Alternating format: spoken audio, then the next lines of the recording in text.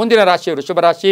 ವೃಷಭ ರಾಶಿಯವರಿಗೆ ಅಂಗಾರಕ ಯೋಗ ಫಲಾಫಲ ನೋಡಕ್ಕೆ ಹೋದಾಗ 7 ಮತ್ತು 12ರ ಅಧಿಪತಿ ಆಗಿರತಕ್ಕಂಥ ಅಂಗಾರಕ 11ರಲ್ಲಿ ಈ ಒಂದು ಅಂಗಾರಕ ಯೋಗ ಸಂಭವಿಸ್ತಾ ಇರತಕ್ಕಂಥದ್ದು ಕೂಡ ಆಗಿರುತ್ತೆ.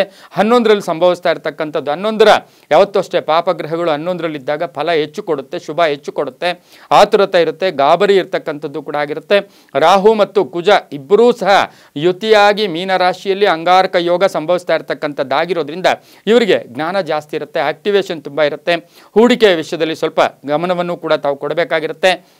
2 ಮತ್ತು 5 6ರ ಒಂದು ಮನೆಗಳನ್ನು ಈ ಅಂಗಾರಕ ಯೋಗ ನೋಡ್ತಾ ಇರ್ತಕ್ಕಂಥದ್ದಾಗಿರೋದ್ರಿಂದ ಮಾತಿನಿಂದ ಲಾಭ ಆಗ್ತಕ್ಕಂಥದ್ದು, ಮಕ್ಕಳಿಂದ ಒಂದು ಶುಭ ಸುದ್ದಿ ಸಿಗ್ತಕ್ಕಂಥದ್ದು, ಮಕ್ಕಳಿಗೆ ಜಾಬ್ ಆಗ್ತಕ್ಕಂಥದ್ದು, ಮಕ್ಕಳ ವಿವಾಹ ವಿಷಯದಲ್ಲಿ ಶುಭ ಆಗ್ತಕ್ಕಂಥದ್ದು, ಮತ್ತು ಹಳೆ ಕಾಯಿಲೆ ಏನಾದರೂ ಇದ್ದರೆ ಅದು ಮತ್ತೆ ಪುನರಾವರ್ತನೆ ಆಗ್ತಕ್ಕಂಥ ಸಾಧ್ಯತೆ ಇರೋದ್ರಿಂದ ಸ್ವಲ್ಪ ಹುಷಾರಾಗಿದ್ದಿದೆ ಆದರೆ ಒಳ್ಳೆಯದು. ವಿದ್ಯಾರ್ಥಿಗಳಿಗೆ ಬಹಳಷ್ಟು ಶುಭದ ಅಂಗಾರಕ ಯೋಗ ವೃಷಭ ರಾಶಿಯವರಿಗಿರುತ್ತೆ. ಮಹಿಳಾ ವಿದ್ಯಾರ್ಥಿಗಳಿಗೆ ಶುಭ ಆಗ್ತಕ್ಕಂಥದ್ದು, ಈಗಾಗಲೇ ಫಲಿತಾಂಶ ಬರ್ತಾ ಇರತಕ್ಕಂಥ ಎಷ್ಟೋ ಸರಿ ನೋಡ್ತಾ ಇರ್ತೀವಿ, ಮಹಿಳಾ ವಿದ್ಯಾರ್ಥಿಗಳಿಗೆ ಶುಭ ಆಗ್ತಕ್ಕಂಥದ್ದು, ಬಹು ವಿದ್ಯಾರ್ಥಿಗಳಿಗೆ ತುಂಬಾನೇ ಒಳ್ಳೆಯದಾಗ್ತಕ್ಕಂಥ ಯೋಗ.